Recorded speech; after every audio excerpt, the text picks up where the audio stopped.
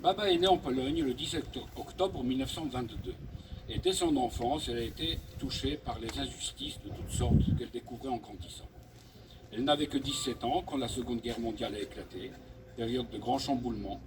Au début, c'est la fuite vers l'Est, devant l'avancée des troupes allemandes.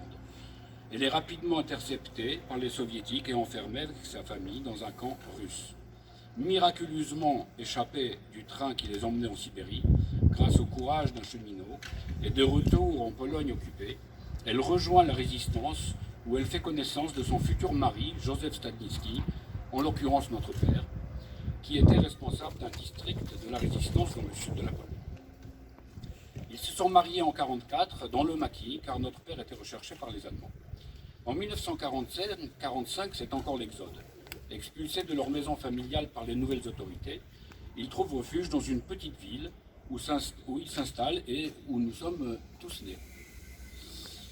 Baba avait 5 enfants, ce qui ne l'a pas empêché d'adopter une petite fille en plus et d'apporter son aide aux familles en plus grande difficulté. La vie était difficile, la guerre était passée par là, et le régime qui s'était installé en Pologne n'a pas vraiment arrangé les choses.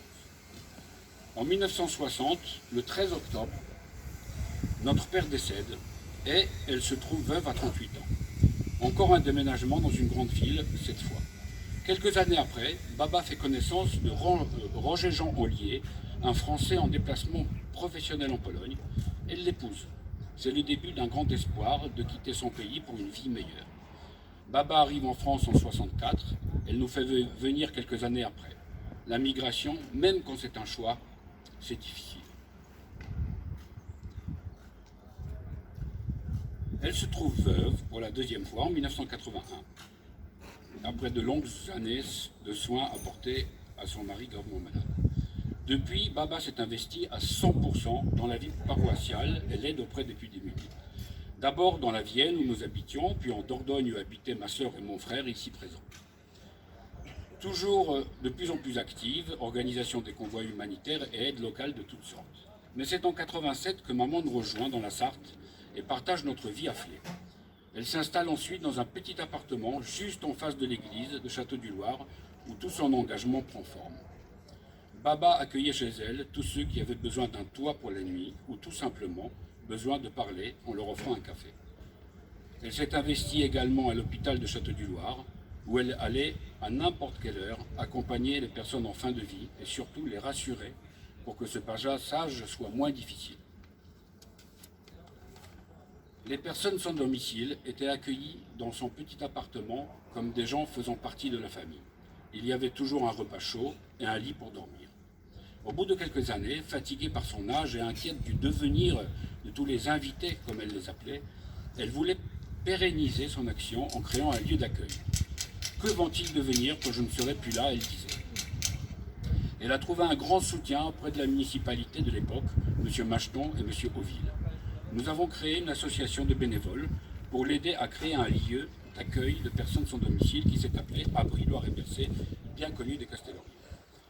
Beaucoup de gens y ont participé. Je voudrais citer ici, parmi bien d'autres, Marc Bertrand, présent ici, Pierrette Tondreau, Ajiba Ouzaïd et Martine Clément, qui étaient vraiment des piliers de cette association.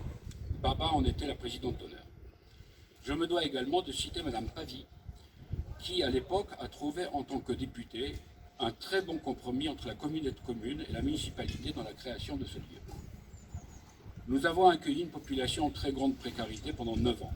Elisabeth Ollier a eu les honneurs de la ville de Château-du-Loir pour son engagement avec une remise de médaille en 2015. Nous constatons avec une grande satisfaction que ce travail continue sous une forme différente, mais basée sur les mêmes valeurs humaines. Pour anecdote, le premier local mis à notre disposition, à la disposition d'Abri Loire-et-Bercé, se trouvait juste à côté. Baba a toujours vécu avec les autres et pour les autres, et ses actions sont nombreuses. Très croyante et pratiquante, elle était devenue dominicaine laïque. Elle a cessé ses activités à 92 ans, suite à un AVC. Elisabeth Ollier s'est éteinte paisiblement à 95 ans, au domicile de ma sœur, et elle a vécu 3 années heureuses de sa vie.